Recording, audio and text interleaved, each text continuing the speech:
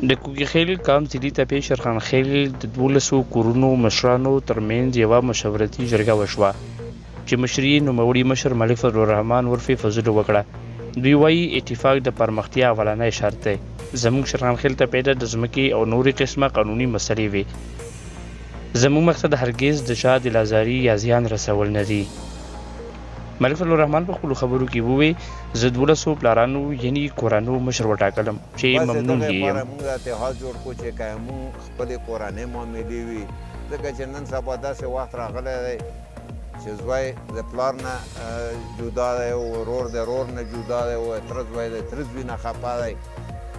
معاملې نو په دا وجه باندې زه لږ هغه شولم چې ما وویل چې اول موږ د خپلې معاملې انشاءالله ټیکوو. چا سره زیاتی شوی وي مونږ کینو، مونږ خپله کمیټي ده او مونږ چې کوم دی دا فیصلې او دا شیونه په حق باندې ودرو.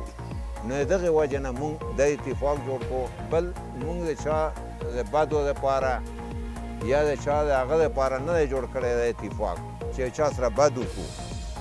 مونږ یو چې مونږ سره څوک زیاتی ونه کړي. دغو 12 پلارو په ما باندې د مشرۍ دعوا وکړه چې بس ته د مونږ مشر یې او خبره ده چې څه خبره څه کیسه وي او مونږ د تا په مخکې هغه کوو او ته ویې د 12 کورنو سره تعلق لرونکي د یوې کورنۍ مشر حاجي علمزی افریدي وویل چې موږ د اتفاق په غرض دا ناسته وکړه.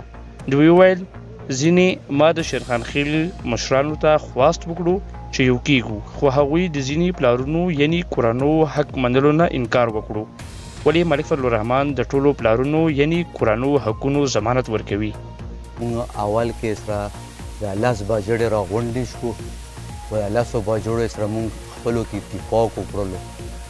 خدای شته چې موږ په دغه وخت کې د اسرار دولم سوال جوابونه ولګل، سیما ملک له موږ ولګل، صفي الله له موږ ولګل و یو سره کیم ناستو دا ټولې خبرې اترې مې سره وکړلې.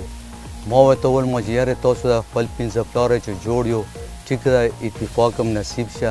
بیا دا کم نور شیرخانخیل د 15 پلاره دا هم یې سره جوړ کړل اتفاق هم نصیب شه. بیا موږ د کومو باجوړو یا کم شیرخانخیل چې وو دغو ته یې وویل چې یارې تاسو یعنې خپل ځاني ما ته یې وویل چې یارې تا حق موږ منو خو لکه بس داسې کار دی چې نور حق نشو منلی. نو ما ورته وویل چې خیر دی د خدای غریبان دي مخکې یې سره پلارانو و نیکونو په هغه باندې سره تاوان توفان شوی دی. خیر دی تاسو چې څه هغه کېږي دی سره دغو هم حق جوړېږي.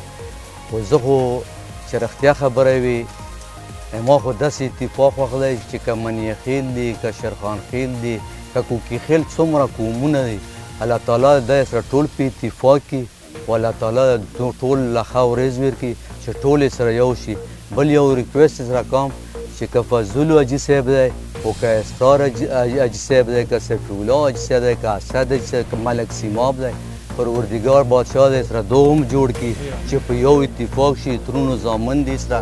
نو موږ ټول سره هماغه په یو اتفاق روان او موږ شکر الحمدلله چې د حکومت همدردي هم کوو، د حکومت سره هم ودرېږو، حکومت سره هم تاوان توفان کوو انشاءالله تعالی ځکه چې حکومت یې موږ